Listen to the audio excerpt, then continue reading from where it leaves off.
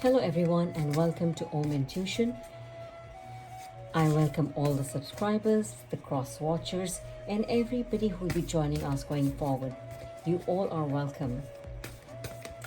And I also thank you all. I thank my gods, gurus and guides who are motivating me and inspiring me to do a love reading. I feel there is a shift in energy. And when I say that, yes, energy keeps shifting all the time. And since it's energy, it's not going to be stagnant or will not be at a standstill at any given point. It's energy, it flows, it changes. And the energy that I'm feeling right now is as if we are facing, or most of us are facing this conflict which is between our mind and our heart. What we think is not the same as how we feel, and that is causing to affect our karma or our soul's path. So let's do a quick reading to see how energies are changing, how we are getting impacted. And it'll be wonderful if you let me know if this resonates with you or resonates with somebody you know. Your comments, your sharing and your caring is always welcome. So let me go ahead and pull some cards to see what's coming through to us, and also if you're getting some kind of a guidance which can help us pull through and maybe some kind of a direction in the outcome or gives us an inclination of the outcome.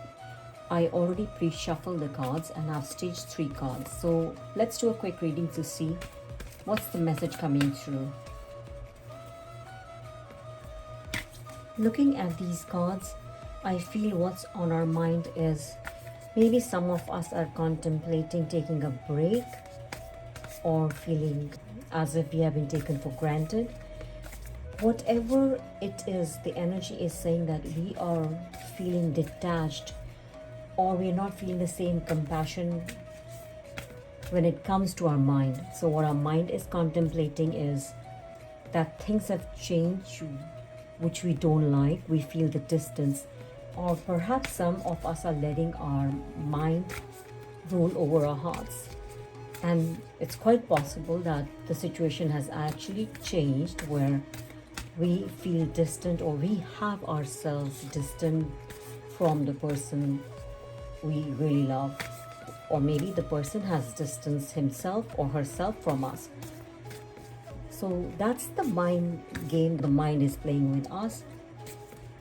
Also, what our mind is telling us or what our mind is contemplating, we feel either trying to understand or contemplating a break, or why this break has happened, why this distance is there. And when it comes to our heart is telling us or motivating us or pushing us to look at another perspective. Maybe we are missing something. And that doesn't mean that what we are contemplating or what our mind is churning or trying to understand or make us understand is in the wrong direction. All that our heart is saying is that maybe there's another reason for how we feel right now. Or perhaps there's a desperation for us at this point of time, because we can't take this distance between our hearts, or the distance, physical or emotional or mental distance between us and the loved ones or the loved one. So it's quite possible that our heart is actually telling us to look for a different perspective. Our mind is trying to be logical and just look at what's in front of us, and our heart is actually telling us to look at things from a different perspective or try to understand things differently. And if at all, in our heart, in the deepest of our heart, if we really feel the love, the compassion, please do look at things differently.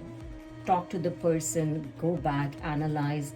Maybe there's a missing link, or perhaps this distance is superficial and we need to build a bridge about time, and we all know that right now the way things are, the way the world is going, everything, the media, the news, people around us, our environment, things have changed, and we all have a deep urge to fix things, to make things better.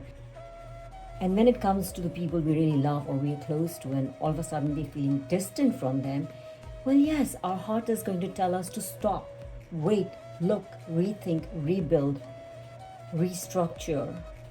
And once again, the emphasis is that think from your heart for a change.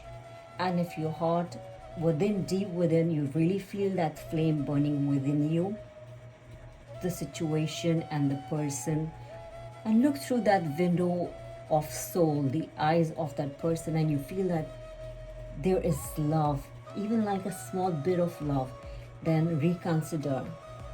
Start thinking from your heart. Slowly think about it, think about the relationship, talk about it, bring back the memories, start sharing, start caring. If there is one bit of love left within you, and if it was really love, your soulmate love or your soul felt love, then there is hope. You can change things. We all can change things. And when I look at the guidance that we are getting, if you start thinking from our heart, what we are asked to do or what guidance we are getting from the guides and the energy is that start speaking the language of love, because loving words have the power to change lives, including your own and everybody around you. My guru always tells me, what you don't have, you cannot possibly give it to others. So feel that love deep within you. There is love in each one of us. So it's time to regrow, reconnect with your soul, with your heart, with that love that's within you. Shine in that grace. Bring the positive energy back in your life. And there can be nothing more positive than love. Love can change things. Focus on your relationships. Many of us really feel achieved when our relationships are great, when we feel loved and we truly love people. And while I was saying this, a thought came to me. Sometimes what happens is that we are kind to someone, and the only mistake I think we make is we expect kindness back from that person. And I think it's great if it happens that way, but the way karma works is be kind. It's nice to expect kindness from the same person, but what the karmic cycle tells us, or what the karmic yoga tells us, is that your goodness will be returned. If not by that person, when you really need it, it will come to you. So wait for the divine timing. Do your karma. Don't expect anything back, and things would work wonders for you. Some of us maybe have read Bhagavad Gita. This is the essence and the soul of Bhagavad Gita. Be entitled to do your best and leave the rest for divine timing and then divine goodness. As an assurance, I'll try to pull another card, which could be as a guidance or may come as an assurance of what we just read. So let me do that real quick. My dear gurus and my guides, that divine universal energy, please let the message come through. We really need a guidance from you.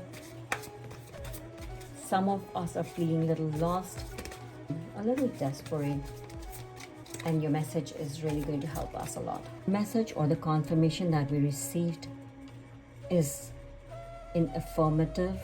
It's Ace of Pentacles. Even though this may be associated more with money or financial aspects, but if I look at it, the message that we have received is from the crown chakra, which says, I know. So if we know that love still exists and love is all that matters in our life the most, then definitely pursue it. The divine is telling us to think from our heart. And like the crown chakra suggests is, I know there is love. I know what I want and what matters for me is love.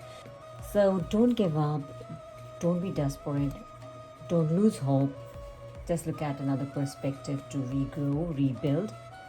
And with that, just remember, miracles happen. We are the biggest miracle. Our life is the biggest miracle. So share it, care for it, spread the joy, and cherish this greatest and biggest miracle of all. Thank you and stay tuned. Take care.